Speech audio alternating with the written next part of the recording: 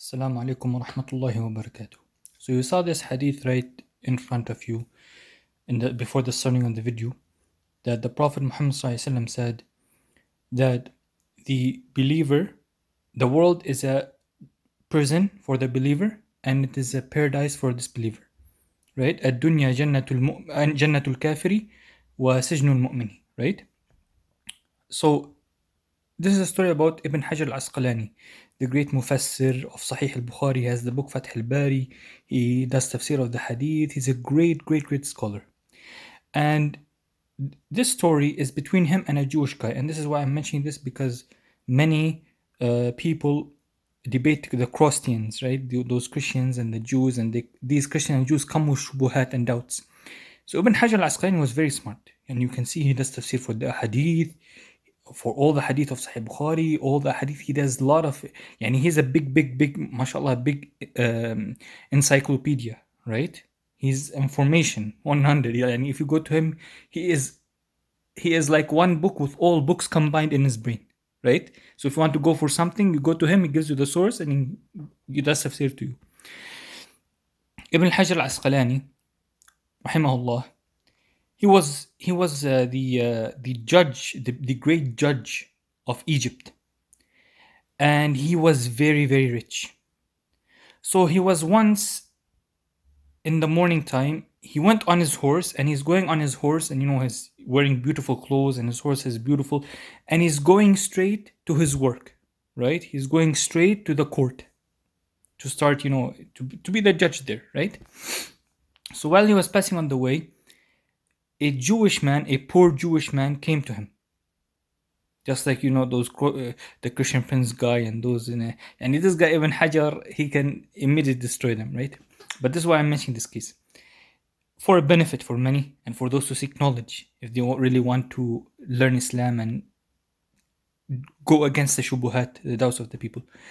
So while he was on his horse, a poor Jewish guy stopped him on the way. And he said, I want to ask you a question. He said, go ahead and ask. He said, there's a hadith, right? There's a hadith in that your prophet said that the world is the Jannah, the paradise of the disbeliever, and the prison of the believer. And I hear that you guys saying, I'm a disbeliever and I am poor.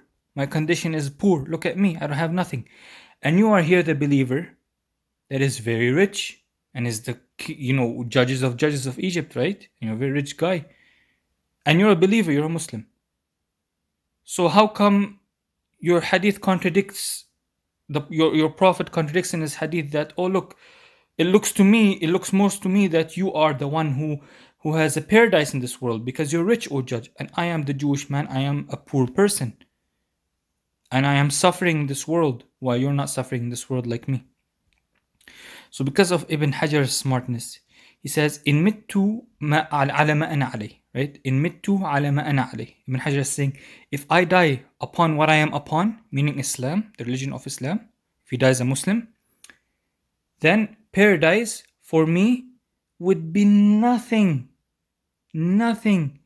compared to this world. Because paradise will be much more better than the world. I will have everything that I don't get in the world.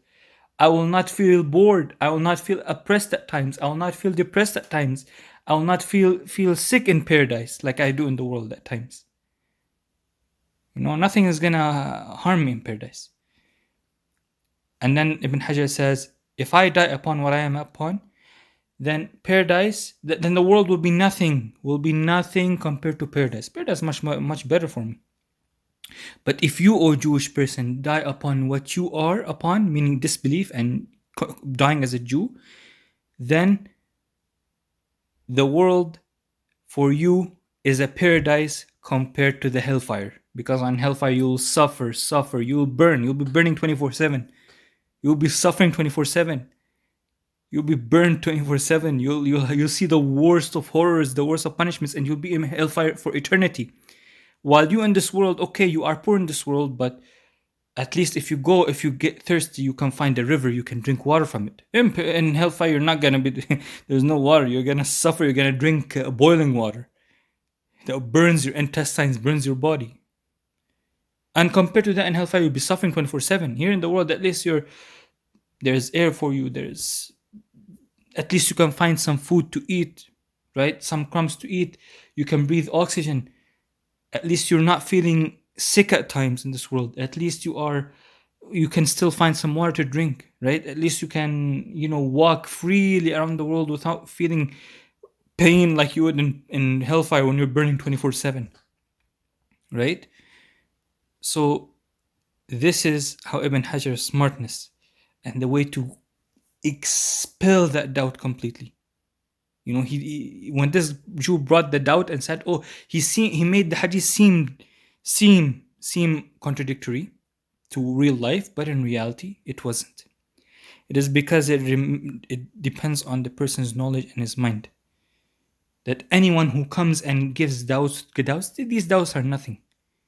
If this person can go in any way mix truth with falsehood and just try to spit that doubt at you just to convince you, while he's wrong, right? That is in his mind, in his own mind, right?